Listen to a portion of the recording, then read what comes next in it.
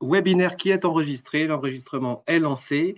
Donc bienvenue à toutes et à tous pour ce webinaire de fin d'année où nous allons vous faire un bref bilan de ce qui s'est passé en 2024 et vous donner quelques perspectives sur 2025. Donc les collègues vont prendre la parole à tour de rôle pour vous faire quelques retours. Pendant la présentation, posez vos questions via le module Q&R, questions-réponses, et le chat nous servira à partager quelques liens. Je donne la parole à Caroline, donc directrice de Planticité, pour commencer ce webinaire. Bien, merci Ludovic. Bonjour à toutes et tous. Donc, bienvenue pour ce rendez-vous qui est désormais un rituel. On est heureux de vous retrouver alors en direct, mais aussi en replay. Donc, bienvenue à celles et ceux qui nous revisionneront après ce jour. Donc, c'est un rituel qu'on a souhaité depuis quelques années pour pouvoir vous partager sur un temps court la diversité des activités de Plantécité sur les derniers mois et puis vous donner aussi des éléments un peu de perspective sur l'année suivante. Mais donc, c'est le moment de regarder un peu les faits marquants de 2024. Le choix est difficile, mais on l'a fait.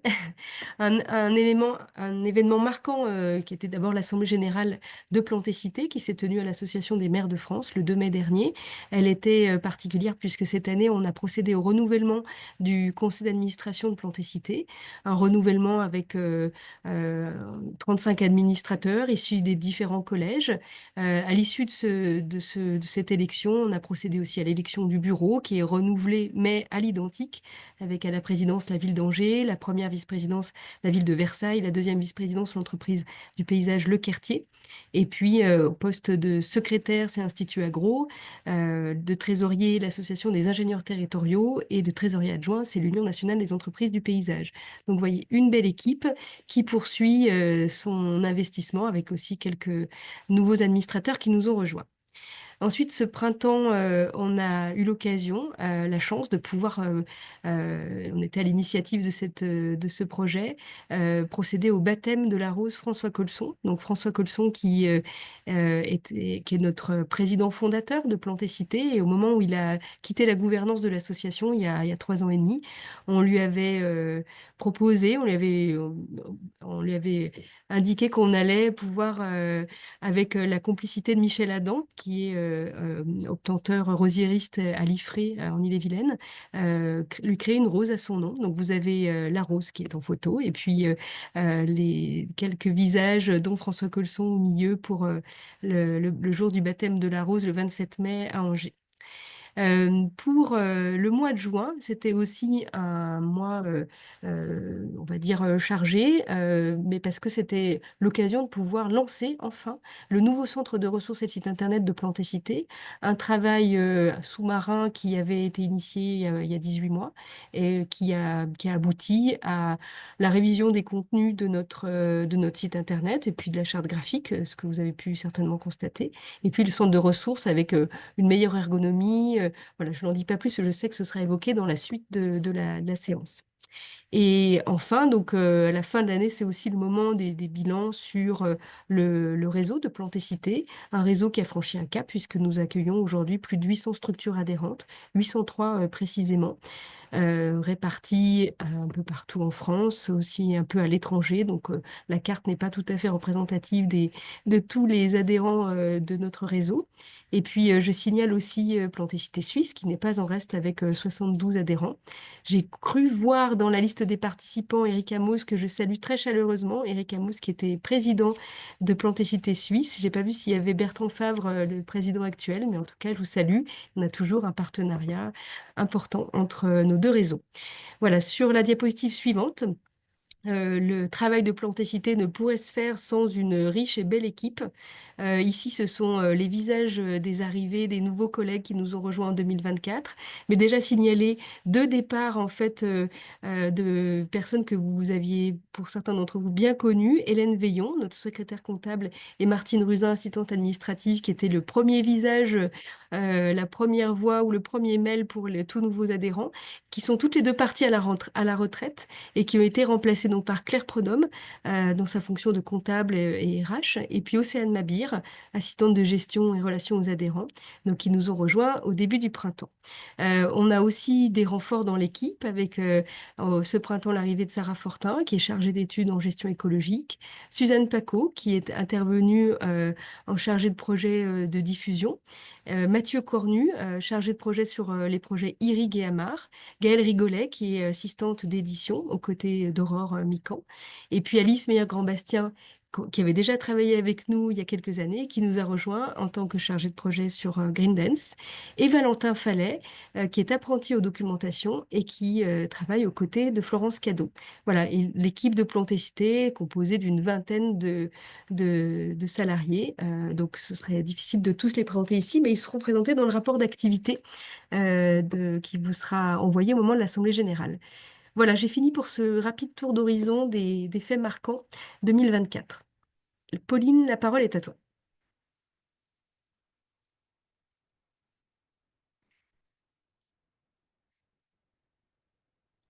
Excusez-moi, petit souci technique. Merci Caroline, bonjour à tous.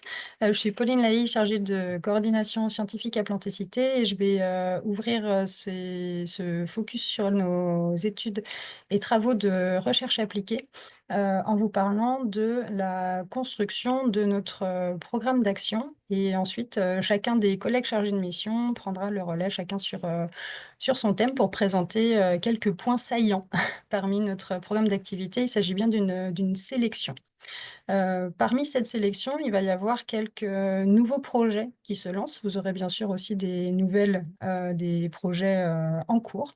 Mais comment se lancent ces nouveaux projets? C'est l'objet un petit peu de cette diapositive qui s'affiche là. Chaque année, nous animons des groupes de travail thématiques pour croiser les besoins, les attentes des publics métiers qui sont ceux de Plantécité. Ainsi, avec toutes les fédérations professionnelles, tous les services des collectivités représentés et pertinents autour de nos sujets de nature en ville, nous avons animé cette année 3 journées de groupes de travail qui ont rassemblé une cinquantaine de participants et qui ont abouti à formuler 7 projets que nous nommons émergents, donc des projets potentiels. Nous avons ensuite, dont nous avons ensuite poursuivi la construction durant l'été, la fin de l'année. Nous avons présenté ces propositions ainsi que les points d'étape de nos différents projets en cours à notre comité de pilotage technique qui rassemble lui aussi des représentants des différents publics métiers ainsi que des représentants des administrateurs de Plantécité qui nous ont aidés à prioriser ces 7 nouvelles propositions de projets en fonction des attentes du terrain. Ensuite, nous avons tenu les mêmes discours, les mêmes présentations auprès de notre conseil scientifique cet automne, qui a rassemblé une vingtaine de participants. Notre conseil scientifique est présidé par Philippe Clergeau, écologue émérite au Muséum d'histoire naturelle, est composé de représentants de la recherche et d'experts métiers issus des collectivités et des entreprises. Eux nous ont aidés à décanter nos différentes propositions sur la base de la construction scientifique du projet, des partenariats scientifiques envisagés. Enfin, nous avons proposé un montage budgétaire et la mobilisation de nos ressources pour l'an prochain à notre conseil d'administration, qui a validé le prochain programme d'activité de Plantécité, qui se répartit, comme vous le voyez à l'écran, avec 7 nouveaux projets, puisque c'est ce dont je vous parlais, dont la plupart sont en cours de montage, vous le verrez dans les focus suivants. Mais aussi, cette année 2024, nous avons terminé 7 projets. Vous verrez quelques livrables qui vous seront présentés. Nous continuons l'animation de nos projets permanents, des outils de Plantécité. En 2025, nous allons poursuivre 19 actions, 19 projets déjà engagés. Et nous gardons au frigo, entre guillemets, dans nos bannettes, des idées pour la suite. Ce sont les projets non retenus que vous voyez dans la liste. J'enchaîne sur la diapositive suivante avec quelques premiers focus sur des projets dans lesquels je suis impliquée dans le cadre du thème indicateurs et outils de pilotage. 2024 voit la fin du projet nommé INDIC sur les données et indicateurs spatialisés de nature en ville, démarré dès 2021. La conduite d'études de cas approfondies sur 3 territoires, le Grand Lyon, la ville de Montpellier et Alès Agglomération, nous a amené à rédiger 3 livrables, des points de repère sur les données indicateurs spatialisés, les usages que nous avons recensés dans les outils métiers de ces indicateurs et les usages recensés dans les différentes politiques territoriales. Tous les documents sont en cours de finalisation et seront présentés dans un prochain webinaire le 17 janvier prochain. Également, début 2025 verra la fin du projet avec pour adaptation du végétal au climat de demain, démarré en 2023 en partenariat avec l'ADEME et le CEREMA. Il s'agissait ici de travailler des indicateurs scientifiques portant sur les arbres, arbustes et grimpantes, portant sur leur résistance climatique. Est-ce qu'ils ont un potentiel pour résister finalement à l'évolution du climat que nous allons connaître, que nous connaissons déjà, et renseigner, si cela est possible, leur potentiel de rafraîchissement. La perspective que nous nous donnons, c'est la publication de données et d'indicateurs dans Floriscope au printemps 2025 et un webinaire est d'ores et déjà prévu le 21 février pour vous présenter cela. En 2025 également, je voulais mettre en avant la construction du projet Barème version 2. Il s'agit de l'actualisation et du développement du barème de l'arbre vie et bed qui sert à prévenir et sanctionner des dégâts aux arbres d'ornement. 2025 consistera à construire la feuille de route du projet, actualiser une partie des données existantes déjà dans cet outil, les références de prix en pépinière, et construire les partenariats et le modèle de cofinancement pour pouvoir effectivement démarrer et conduire ce projet dans la suite. Je passe la parole à Robin Dagois. Oui, bonjour à tous. Merci Pauline et bonjour. Du coup, sur le thème 1, donc, qui concerne plutôt les sols urbains et l'agropédologie, différents projets, différentes actions qui sont à la fois en cours mais aussi qui se terminent cette année. Donc, je vais commencer par vous parler du programme CITER 2, qui fait suite bien sûr au programme CITER et qui se penche sur la construction et la reconstitution de sols fertiles à partir de différents matériaux plus ou moins délaissés issus de la ville, donc à la fois des déchets, tout comme voilà des sous-produits urbains ou industriels. Un projet qui vise donc à accompagner cette filière. Donc différentes actions qui ont été poursuivies de cette année, notamment la conception d'un outil d'aide à la pratique de construction et de reconstitution de sols fertiles, un peu comme un outil de recette qui permet de renseigner différents matériaux qu'on aurait à disposition. Et l'outil aide en fait à préconiser différentes modalités de sol qu'on peut construire à partir de ces de matériaux dont on disposerait. C'est aussi un programme d'analyse et de suivi.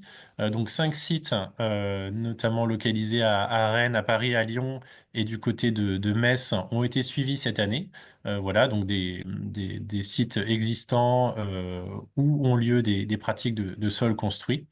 Et enfin, une troisième étape dans le programme CITER 2, c'est de comprendre en fait l'impact environnemental de la pratique de construction sol versus les pratiques actuelles plutôt courantes en fait d'utilisation de terres, de ce qu'on appelle des terres végétales, donc notamment des terres issues du décapage de sols agricoles. L'objectif ici est de comprendre est-ce que cette pratique de construction de sol en réutilisant des déchets est plus vertueuse que les pratiques habituelles. Donc 3 actions qui ont été approfondies cette année et qui vont être poursuivies l'année prochaine dans le cadre de CITER 2, un projet qui se termine en 2026. Une fin de projet sur DESSER, sur la désimperméabilisation des sols urbains. Donc DESSER qui a été voilà un programme financé notamment par l'ADEME et qui se conclut cette année en 2024 avec notamment la publication d'un guide, donc désimperméabiliser les villes, un guide pour redécouvrir les sols urbains, qui est en cours de finalisation au niveau de la mise en page et qui va être dévoilé début 2025. Sur les actions 2025 autour de la désimperméabilisation, on aura un webinaire le 31 janvier qui viendra faire état des résultats du programme et une journée technique de restitution à Angers le 3 juin. Donc on vous invite chaleureusement à y participer. Voilà, pour faire un récapitulatif général des résultats du programme dessert, mais aussi d'aller voilà, voir un petit peu ce qui se fait ailleurs en matière de désimperméabilisation. Et un programme qui se termine aussi en 2025, c'est le programme BISE sur la biodiversité des sols urbains. Là, sur les actions qui ont été entreprises dans le projet, c'est notamment l'analyse d'un très grand nombre de sols urbains, donc au sein de 4 collectivités et sur 4 usages différents, donc près de 200 sites qui ont été caractérisés afin de comprendre l'effet des usages sur les fonctions écologiques assurées par les sols urbains. Là, le programme se termine en septembre et avec notamment une synthèse technique et scientifique qui viendra conclure ces travaux-là. Et ensuite, hein, donc diapositive suivante, sur le thème 3, donc choix des végétaux et conduite des plantations, un premier livrable qui a été dévoilé cette année, donc qui conclut en fait le programme Arbio-Géco sur la conception et la gestion des aménagements arbustifs urbains. Donc un guide technique aménagement arbustif urbain, concevoir et gérer, qui a été notamment co-rédigé avec l'association des arbusticulteurs. Et ça a été notamment l'occasion de le présenter à une journée technique qui a eu lieu à Nancy cette année. Donc voilà, une conclusion sur ce programme-là.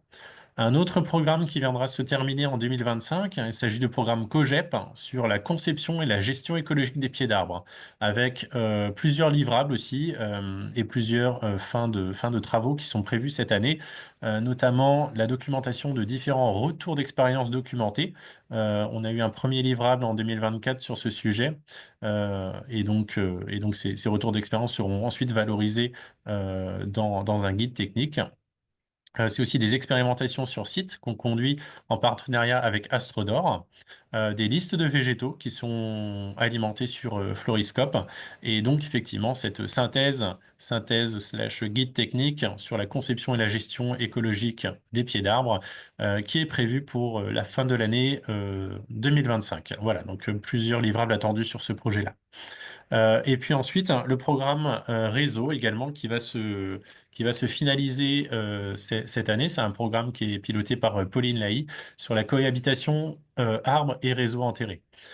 Trois actus à vous partager, notamment le fait que Plantécité participe à la révision des normes de distanciation entre réseaux et racines et arbres, en fait.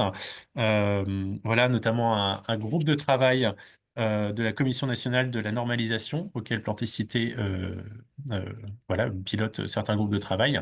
Un guide technique aussi qui va être publié dans l'année. Un guide donc qui s'adresse à tous les corps de métier, que ce soit concessionnaires et gestionnaires réseau, ou plutôt experts experts arbre en fait, et qui se focalise sur une première étape sur comprendre et une deuxième étape sur agir pour aménager la cohabitation entre les réseaux enterrés et les arbres.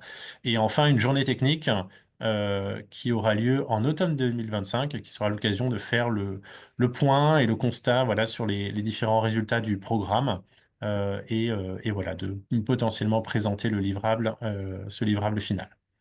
Voilà, et je laisse la parole du coup à Maxime Guérin pour la suite.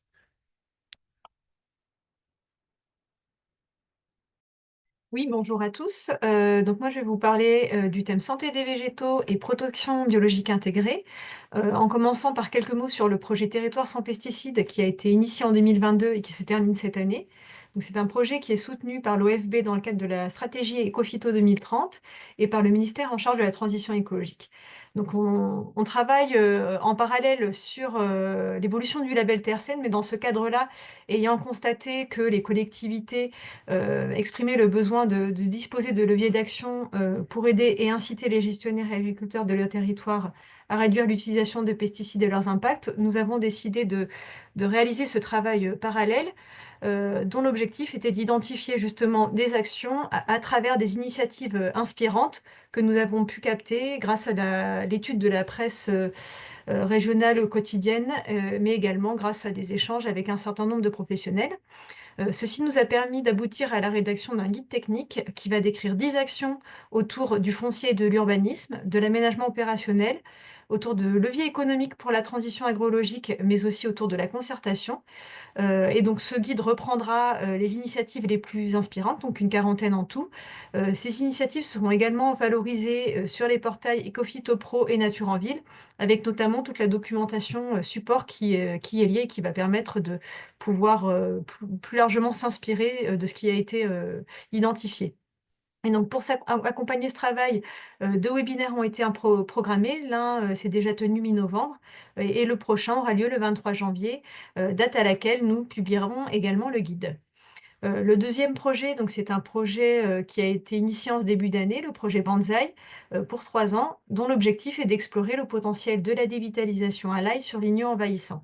Donc là, c'est également un projet qui est financé par l'OFB et qui rassemble en tout une dizaine de partenaires gestionnaires d'espaces de nature, d'espaces naturels également ou d'espaces forestiers. Donc les travaux qui ont été réalisés cette année ont permis à la fois de clarifier la situation réglementaire de la technique, à savoir que, puisqu'on utilise ici une gousse d'ail non transformée, donc directement en l'état, nous sortons du champ réglementaire des substances de base, ce qui signifie que la technique est déjà utilisable par tous sans contrainte particulière. Autre résultat de cette année, donc c'est l'élaboration du protocole de test pour lancer les expérimentations en réseau. Et donc en fait, nous ouvrons les tests à toute gestionnaire qui souhaite se saisir du protocole. Donc n'hésitez pas à me contacter si vous souhaitez tester la technique et puis je vais vous partager un lien d'inscription dans le chat. Et pour finir, donc un nouveau projet qui va démarrer en début d'année, le projet Mystique, qui consiste à démystifier les effets de la gestion écologique sur l'abondance des organismes vecteurs de maladies humaines. Donc là, on entend tiques, moustiques, mais ça peut également inclure par exemple les rats. C'est un travail qui est soutenu par l'OFB dans le cadre de la stratégie Ecofito 2030, mais également par le ministère en charge de la transition écologique. Et donc, on va réaliser une analyse de la bibliographie et également essayer de capter un certain nombre de retours d'expérience pour élaborer des argumentaires et supports pédagogiques en faveur du maintien des pratiques de gestion écologique dans les situations où elles ne posent pas problème vis-à-vis des organismes vecteurs. En complément, on va élaborer une synthèse des connaissances pour aider à adapter ces pratiques dans les situations où, malgré tout, cela s'avérerait nécessaire. Et donc, nous allons tester cette approche sur le couple TIC, espace enherbé non tondu pour cette année, et dans l'idée éventuellement de renouveler les travaux qui a été initiés sur d'autres associations dans les années suivantes. Et je passe du coup la parole à Maxime. Merci Maxime. Alors pour ma part, il y a 3 actualités que j'aimerais partager avec vous sur le thème écologie, biodiversité. La première, en fait, c'est la sortie du guide en avril dernier, la sortie du guide de recommandation de la graine au paysage, pourquoi et comment prescrire des végétaux sauvages et locaux. C'est une nouvelle édition qui a été produite dans le cadre de l'animation de la marque végétale locale. C'est un guide co-rédigé par Damien Provandier, Catherine Deshableuse du réseau du Conservatoire botanique nationaux, avec le soutien de l'OFB, du réseau et France et de Plantécité. C'est un fruit en fait, d'un travail qui a mobilisé de nombreux acteurs de la filière du végétal et qui s'appuie sur des retours d'expérience acquis depuis la dernière édition de ce guide qui a été édité en 2017. L'objectif du guide, c'est vraiment d'inspirer et d'accompagner la maîtrise d'ouvrage et également la maîtrise d'œuvre dans le montage de projets et l'écriture aussi de marchés exigeant des végétaux, donc des semences, des plants, des boutures, dont les caractéristiques génétiques et la traçabilité correspondent à celles qui est garantie par la marque collective végétale locale. Voilà, donc si vous avez envie, besoin de revisionner le webinaire que Plantécité a animé au printemps dernier sur le sujet, c'est possible et accessible sur notre site. Voilà, deuxième actualité porte sur le projet Sylvadens. C'est un projet qui a démarré à l'automne 2024 et qui s'intéresse à la qualification écologique des îlots boisés denses, que certains nomment microforêts. Et on va regarder ça au regard des autres types de végétalisation urbaine. Donc c'est un projet qui court sur 3 ans, grâce au soutien de l'Office français de biodiversité et de l'ANRT. Et Lucas Roger a rejoint l'équipe de Plantécité en septembre pour effectuer une thèse sur le sujet. Donc c'est une thèse CIFRE. Elle est co-encadrée avec Annabelle Porté de l'UMR Biogéco de l'INRAE de Bordeaux. Les objectifs généraux de ce programme, hein, c'est vraiment de développer des protocoles et des méthodes, de qualifier la dynamique écologique en s'intéressant notamment aux arthropodes et à la flore, et ceci en lien avec les conditions d'implantation de ces plantations et des pratiques de gestion aussi mises en œuvre.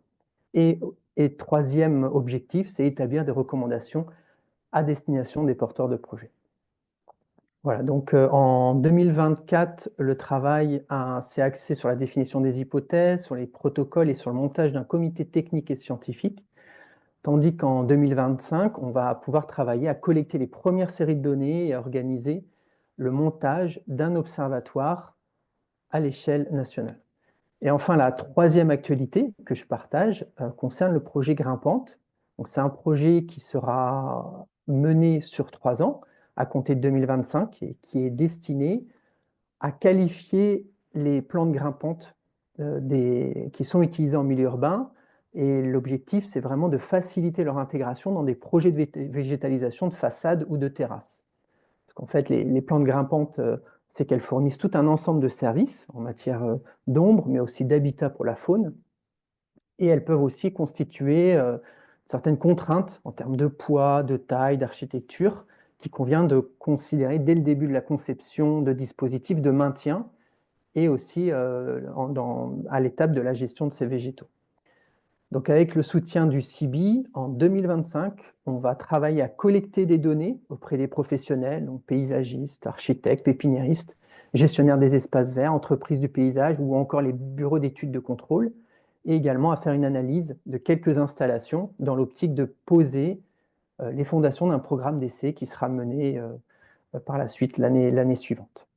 Voilà pour ce thème et je vais passer la parole à Sandrine Larramendi. Bonjour, oui, merci Maxime. Je prends le relais sur le thème 6 autour du végétal, paysage et urbanisme. Et je vais commencer par vous présenter 2 fins de projet qui ont abouti à la production des 2 livrables que vous voyez ici. Donc la fin du projet Pomme qui a abouti à ce guide Cultiver les paysages fruitiers en ville, qui est un ouvrage coordonné par Plantécité, mais qui recueille un grand nombre de rédacteurs aussi extérieurs, de contributeurs extérieurs. Donc, il fait une sorte de somme ainsi de connaissances pour à la fois mieux connaître l'histoire des fruitiers en ville, comprendre aussi les nombreux services qu'ils peuvent rendre, et ensuite, très concrètement, aider à donner les clés pour mener un projet depuis les étapes amont, avec tous les moyens à mobiliser, mais aussi ensuite la programmation et la conception à proprement parler du projet, et ensuite sa gestion. Et le sujet aussi de la formation et de la transmission des savoir-faire est abordé dans cet ouvrage. Vous rappelez qu'il y a eu aussi un webinaire qui a été diffusé, qui est disponible en replay pour, si vous voulez aussi avoir la version plus commentée, donc par Aurore Mican, qui était chargée de la coordination de ce projet à Plantécité. Le deuxième projet qui s'est terminé cette année est le projet Murmure. Et vous voyez ici donc la couverture du guide pratique publié à l'issue de ce travail. Donc ce guide Murmure, il a été co-rédigé aussi avec Hélène Hindenburgusser qui est bryologue, et par moi-même. Et donc, c'est un guide qui vous permet à la fois de comprendre, de mieux connaître quelle est cette diversité de plantes et d'animaux qui peuvent être accueillis sur les murs, comprendre aussi les différents systèmes constructifs, mais aussi comprendre quelle est la dynamique d'installation du végétal sur les murs. Et ensuite, il y a de nombreux conseils, recommandations pour l'entretien de ces murs, mais aussi la création de nouveaux murs. Le sujet un peu délicat aussi de la gestion du lierre et des ligneux fait aussi l'objet d'un chapitre en particulier dans ce guide. Ce travail, il a aussi fait l'objet d'un webinaire qui est déjà accessible en replay. Et dès le début de l'année prochaine, vous sera communiqué aussi le lien pour pouvoir accéder donc à ce guide. À présent, le projet Arche, ou comment concilier enjeux de préservation du patrimoine historique et les enjeux écologiques. Donc ça, c'est un projet qui s'est continué cette année et qui va se finaliser l'année prochaine. Donc pour cette année, l'actualité de cette année, on a travaillé, donc c'est avec Jean-Philippe Tessier qui est chargé d'études donc, sur ce projet en interne à Ponticité. Il y a eu l'animation de, de visites sur site pour réaliser un ensemble de reportages illustrés. Là, vous voyez les 5 sites qui ont été visités. Et à chaque fois, nous avons rassemblé acteurs du patrimoine et acteurs du paysage écologique, enfin tous les acteurs mobilisés autour des projets. Donc avec une diversité de types de sites, comme des espaces autour d'une cathédrale, des centres centre-bourg plutôt d'un village, un document de planification, le plan de sauvegarde et de mise en valeur dans le nord de la France à Saint-Omer, un parc historique, le domaine de Marly en gestion écologique, et une cour jardinée d'un bâtiment patrimonial, la Bibliothèque nationale à Paris. Et donc, ça va faire l'objet d'une publication en soi. C'est un ensemble de 5 cahiers de reportages illustrés. En 2025, on va aussi travailler à la production d'un guide pratique qui va aussi compiler les enseignements qu'on a pu collecter au cours de ce programme d'études. Cette année, nous avons aussi réalisé un webinaire qui est aussi accessible en replay, lui qui portait sur le réaménagement du parvis de Notre-Dame de Paris. Et vous annoncez qu'en 2025, et la date est déjà prévue, le 20 mars 2025, vous pourrez vous inscrire à un webinaire qui sera lui consacré au sujet de la conciliation de la préservation du patrimoine hydraulique et les continuités écologiques, notamment sur les cours d'eau. Diapositive suivante, vous évoquez le projet Éco-Chantier, dont vous avez peut-être entendu parler. Ce projet, on l'a travaillé déjà cette année en dressant un premier panorama très large de l'ensemble des risques et enjeux qui peuvent qui surviennent à cette étape parfois délicate des travaux, des chantiers.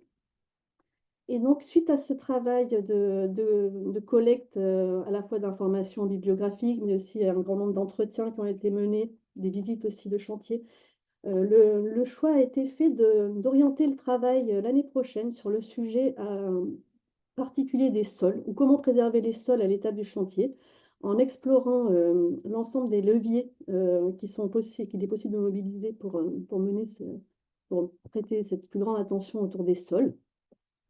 Et donc l'année prochaine, nous allons compléter, étayer cet aspect de documentation sur ce sujet en particulier. L'objectif, ça va être ensuite de pouvoir aussi partager certains des documents qui peuvent ensuite servir d'inspiration pour les futurs chantiers. Nous allons mener aussi une enquête flash. L'objectif, ça va être de mieux cerner quelles sont les difficultés ressenties sur le terrain, mais aussi les besoins, et en ciblant justement, en veillant à décliner sur les différentes cibles, quand on est commanditaire ou qu'on est maître d'œuvre d'un projet ou qu'on est conducteur de travaux. Voilà, les retours là seront intéressants d'avoir les différents retours de ces différents acteurs. Et l'objectif aussi l'année prochaine sera de réfléchir à un outil pratique qui pourra, dans la forme est justement à définir, un outil pratique qui va permettre justement d'orienter, de pouvoir diriger vers les bonnes pratiques à cette étape du chantier concernant la préservation des sols. Voilà, c'est tout pour moi et je passe la parole à Jérôme et Benjamin.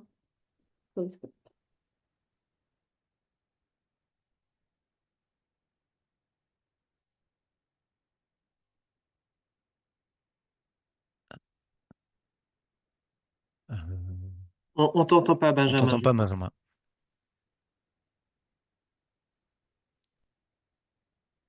Toujours pas.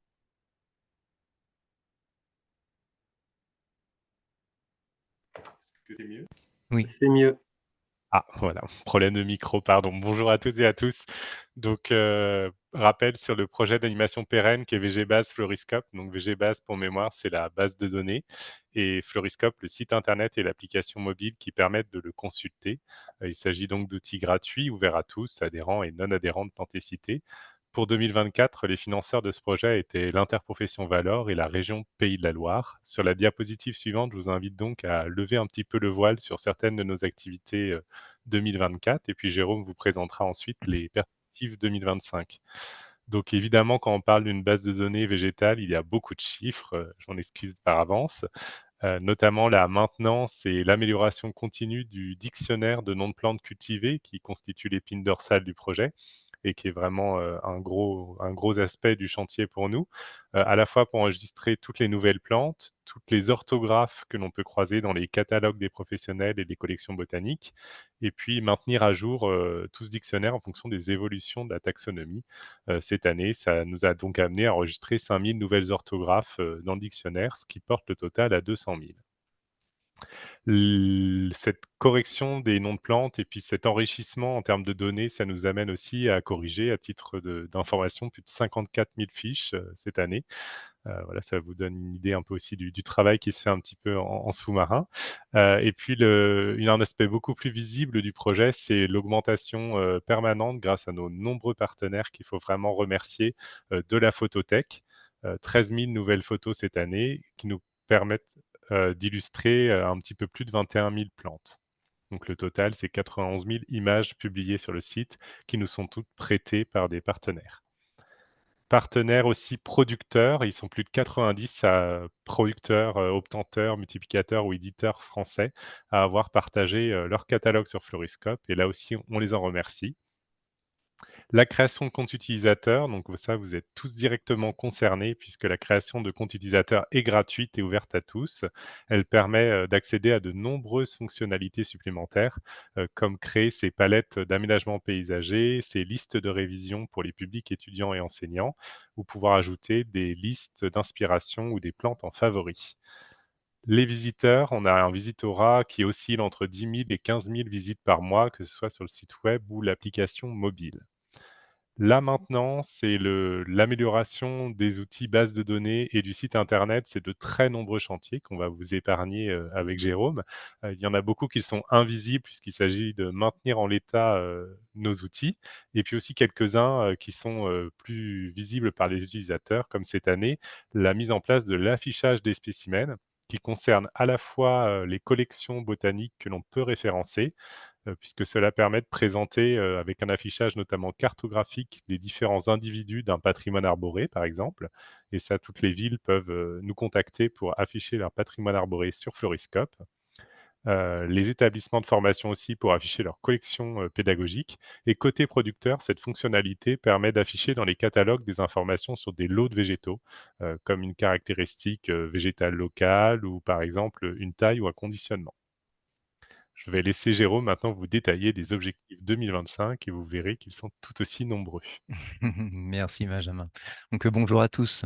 Donc pour 2025, nous allons mener de nombreux chantiers d'enrichissement et de complétion de données sur les plantes. Donc nous allons avoir des données sur les fruitiers, des données sur les racines grâce au projet réseau, des données sur l'adaptation au changement climatique au travers du projet AVEC qui vous a été présenté, et également des données arbustes en lien avec les arbusticulteurs. Et en parallèle, nous souhaitons mener une réflexion commune sur l'évolution du modèle économique du système d'information VGBase Floriscope pour diversifier ses sources de financement. Voilà, et donc je vais à présent laisser la parole à Baptiste qui va nous présenter les activités de diffusion.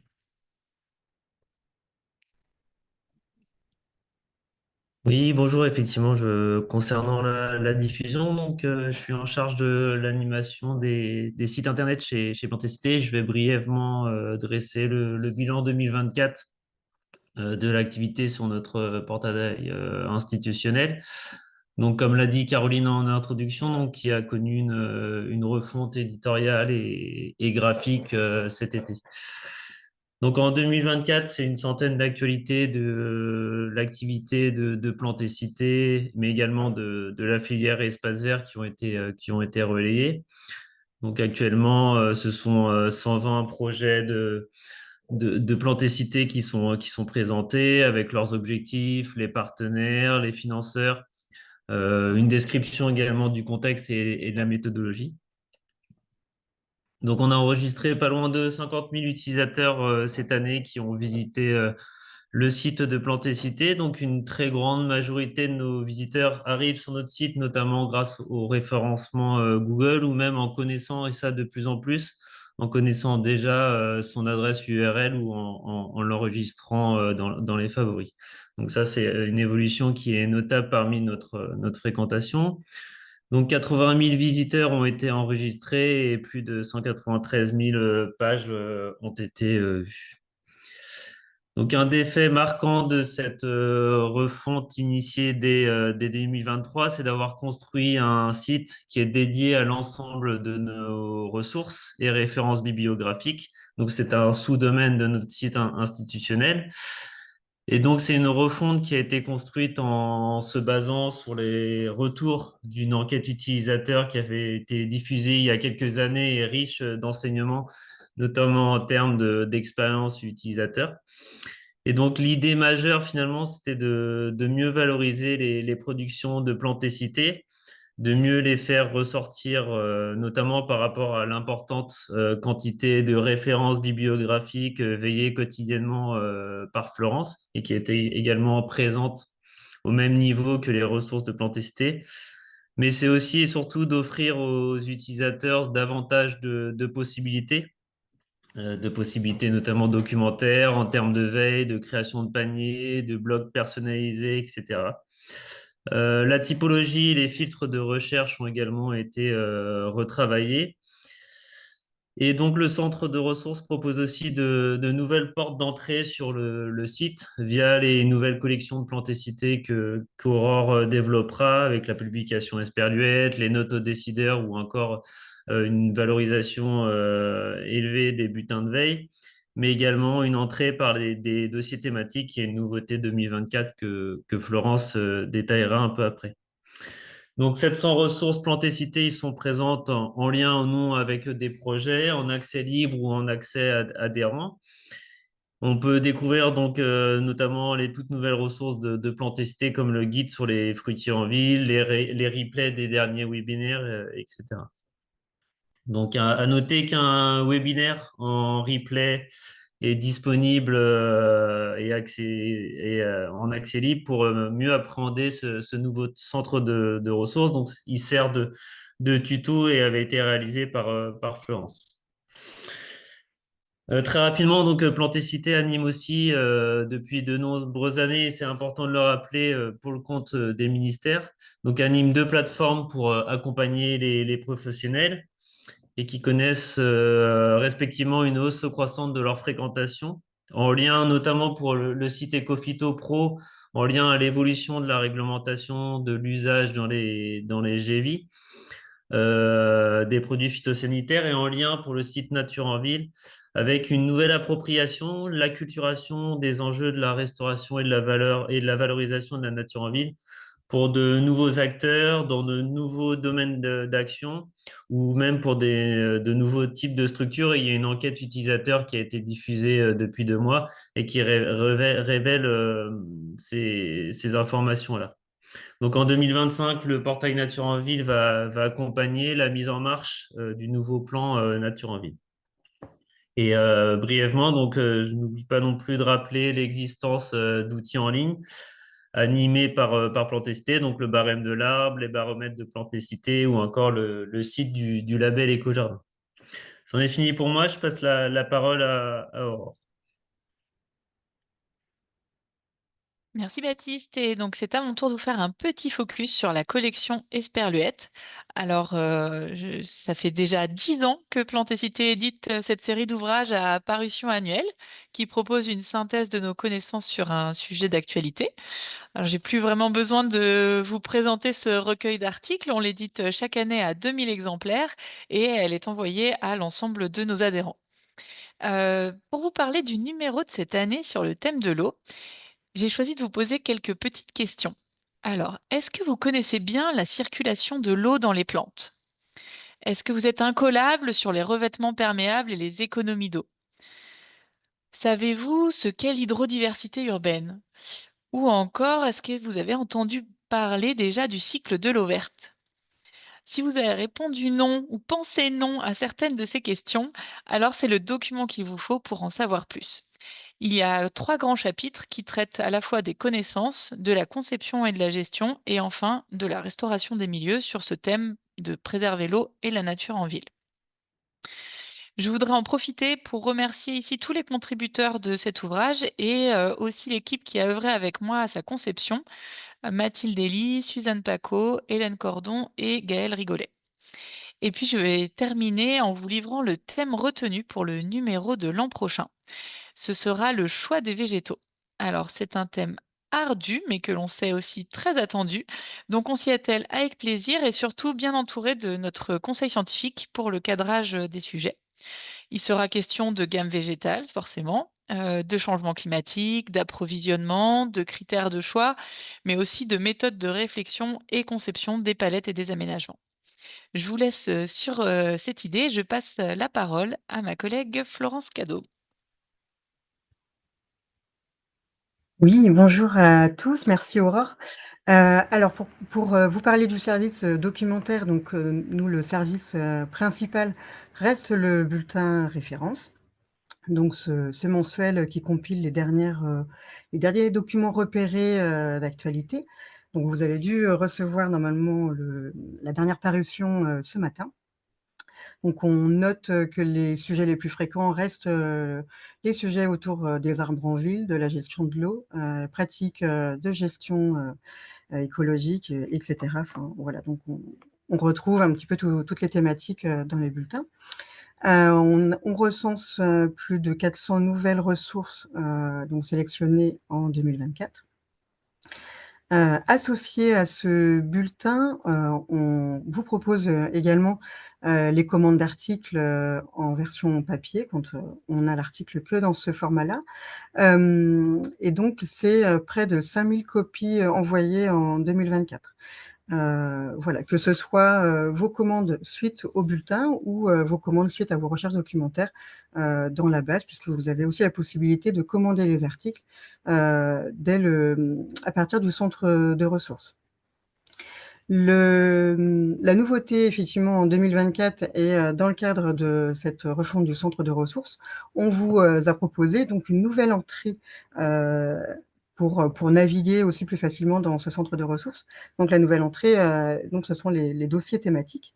Donc une nouvelle manière de sélectionner l'information, mais qui va rester en ligne un peu comme une page web et qu'on pourra mettre à jour plus souvent également. Cette année, pour un peu faire découvrir, on les a laissés en ligne ouverts à tous, mais en 2025, on va les réserver aux adhérents. Et puis, nous allons donc vous proposer d'autres dossiers. Donc, on va faire le prochain, une deuxième partie autour des arbres urbains, parce que c'est un sujet souvent demandé. Et puis, un autre sujet également autour de la santé mentale et les espaces de nature. Autre temps fort concernant la documentation, c'est avec le réseau Hortidoc, donc le réseau documentaire, donc autour de l'horticulture ornementale et du paysage, donc avec les autres partenaires qui sont Astrédor, Institut Agro, Rennes-Angers, INRAE et la SNHF. Donc, nous avons organisé et donc reçu à Planté-Cité la rencontre du coup voilà, enfin des professionnels de l'infodoc, et donc on s'est réunis autour du sujet de l'IA, voilà, en lien avec les métiers de la documentation. Donc on a rassemblé 40 personnes. Et puis un autre temps fort, donc c'était une nouveauté, c'était au Salon du Végétal, où on nous a proposé d'animer un stand. Donc c'était Bibliothèque by Hortidoc. Donc pareil avec tous les partenaires du réseau. Et voilà, donc nous avons réuni 50 personnes également, enfin en tout cas accueilli 50 personnes sur ce salon. Voilà pour l'aspect documentation. Et donc je passe la parole à Ludovic. Merci Florence. Et donc pour terminer ce webinaire, quelques focus sur les services journées techniques et webinaires proposés par Planté-Cité. Donc, mon collègue Robin vous a parlé de la journée technique sur la désimperméabilisation des sols et également sur la journée technique réseau racinaire, réseau enterré. Et pour vous rappeler que chaque année, on organise également la rencontre Éco-Jardin, donc la rencontre du réseau Éco-Jardin, qui cette année atteint 863 sites labellisés Éco-Jardin. Et donc, c'est l'occasion de donner la parole et de partager les expériences des nouveaux labellisés. Donc, le rendez-vous à noter, donc c'est le 5 février et la rencontre se déroule à la fois en présentiel, donc à Paris La Défense, accueillie par le ministère de la Transition écologique, et elle sera également diffusée, donc vous pourrez la suivre en visioconférence. Pour ce qui concerne les webinaires, donc là, les collègues ont également fait du teasing. Vous avez pu noter déjà quelques dates. Donc là, s'affichent les webinaires donc, qui seront proposés au premier trimestre. Donc le prochain sera sur les indicateurs spatialisés de nature en ville. Ce sera Pauline donc, qui l'animera. Je ne vais pas tous les citer, mais vous rappeler que dans la lettre d'information et quand vous êtes abonné à Plantécité, vous recevez bien évidemment toutes les invitations à nos webinaires. Pour vous rappeler également que tout ce qui vous a été présenté ici, on l'a synthétisé dans un document, donc on appelle Bref bilan 2024 et perspectives 2025, que vous allez recevoir et que vous pouvez télécharger aussi sur le site de Plantécité. Ce document rappelle à la fois l'aspect études et travaux de recherche, mais aussi rappelle l'ensemble des services que Plantécité propose à ses adhérents.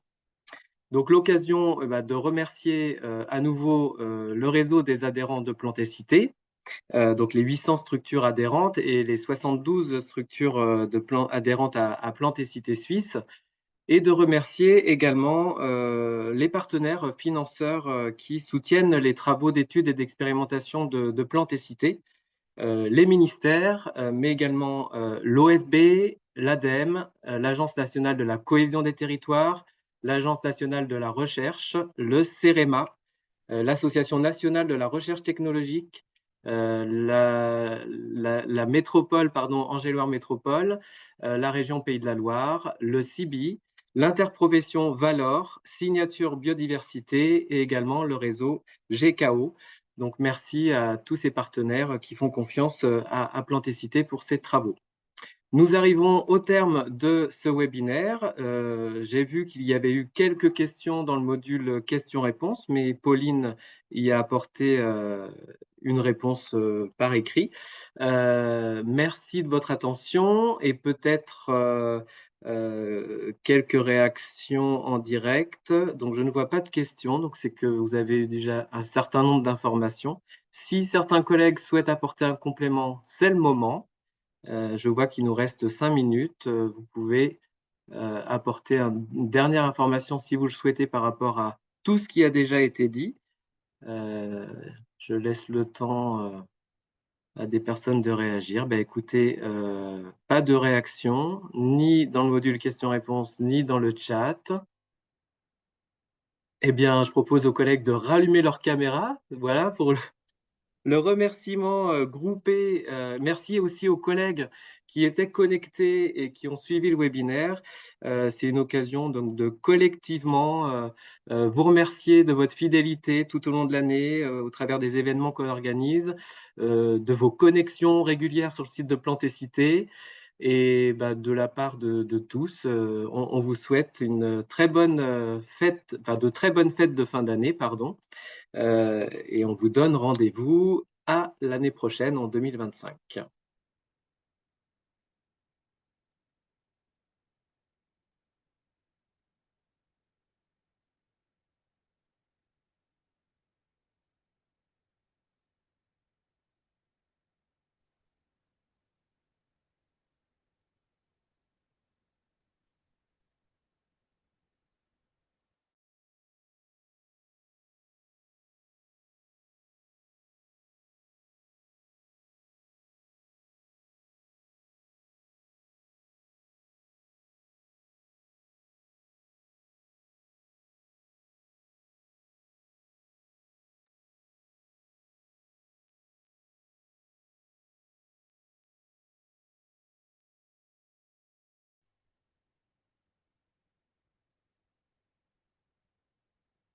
Merci, vous êtes tous là? Oui. Je vais arrêter l'enregistrement.